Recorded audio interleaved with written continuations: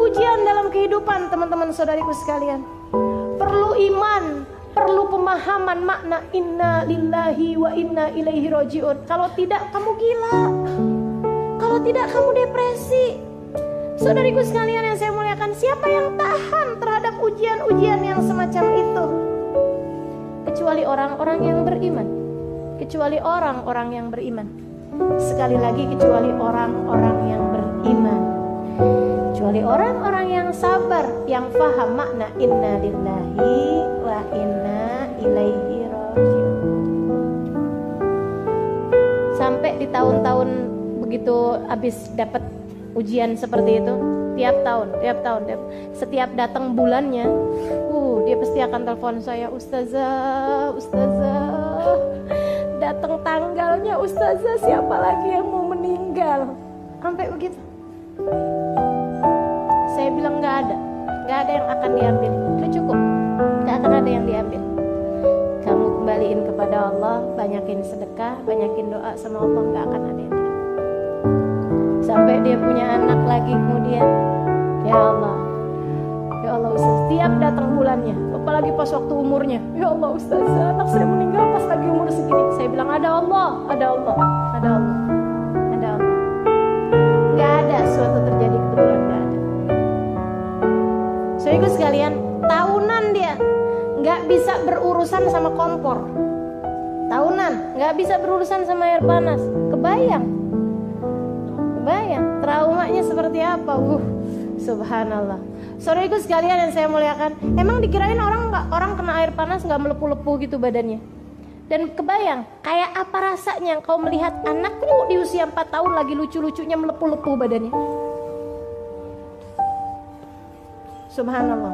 Ujian dalam kehidupan, saudariku sekalian yang saya muliakan, diperlukan kesabaran, diperlukan sabar. Mau dinaikin derajat, mau kita lewati untuk membuatmu naik kelas. Itu yang namanya ujian dalam kehidupan. Jangan pernah bertanya, kenapa harus saya ya Allah? Sebab Allah bisa banget buat menjawab. Kenapa enggak, kata Allah. Kenapa enggak?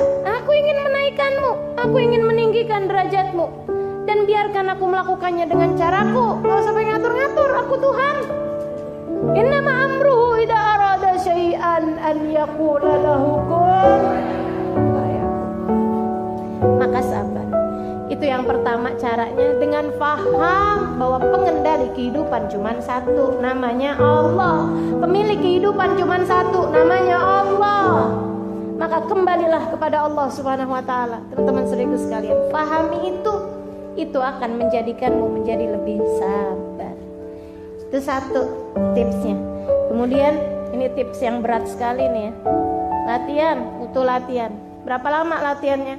Seumur hidup. Kan sabar gitu. Sabar tuh sekolahannya, gak ada sekolahannya, sekolahnya kehidupan. Batas waktunya sampai datang kematian. Saudaraku sekalian yang saya muliakan. Kemudian yang kedua, kita ingat. Saudaraku sekalian, badai pasti berlalu. Ujian itu juga udah ada takarannya. Ingetin kata Allah Subhanahu wa taala, "Wa man yatawakkal 'alallahi fahuwa hasbuh, innallaha balighu amri, qad ja'alallahu likulli syai'in qadra." Qad ja'alallahu likulli syai'in qadra. Ingetin itu. Qad ja'alallahu likulli syai'in qadra. Allah telah menjadikan segala sesuatu ada ukurannya. Allah sudah menjadikan segala sesuatu ada ukurannya. Teman-teman saudara sekalian, gak ada ceritanya cuaca setiap hari terus-terusan panas. Gak ada ceritanya hujan terus-terusan mengguyur Jakarta. Gak ada ceritanya. Gak ada ceritanya harinya seorang nelayan selalu di atas lautan badai terus-terusan. Gak ada ceritanya. Gak ada ceritanya orang hidup dari mulai hidup sampai meninggal dunia di usia 60 tahun, 50 tahun sakit terus-terusan. Gak ada ceritanya. Gak ada ceritanya. Nggak ada ceritanya. Pasti semuanya ada ukuran-ukurannya. Pasti semuanya ada waktu-waktunya. Ada waktu-waktunya. Hari ini hujan atau saat ini hujan, misalnya gitu ya. Pasti nanti akan ada waktunya reda. Hari ini lagi ada badai, pasti akan ada waktunya berhenti. Hari ini lagi sakit, pasti ada waktunya untuk sembuh, untuk sehat, ada waktunya sehat. Saudara sekalian yang saya muliakan, segala sesuatu ada ukuran-ukurannya masing-masing. Lagi nggak enak, nggak apa-apa, bentaran aja kok, tungguin. Yang sabar,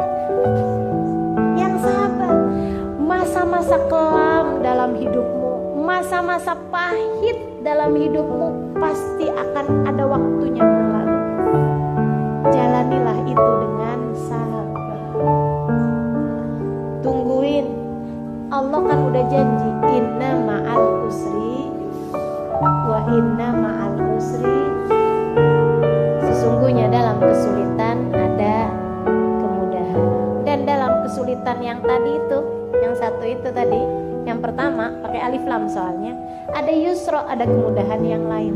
Jadi satu kesulitan berbanding dengan dua kemudahan. Kamu hanya perlu bertakwa. Sebab untuk orang yang bertakwa, untuk orang yang sabar menjalankan ketakwaannya nih. Takwa tuh apa sih? Jalanin perintah Allah, tinggalin dosa. Kan gitu takwa.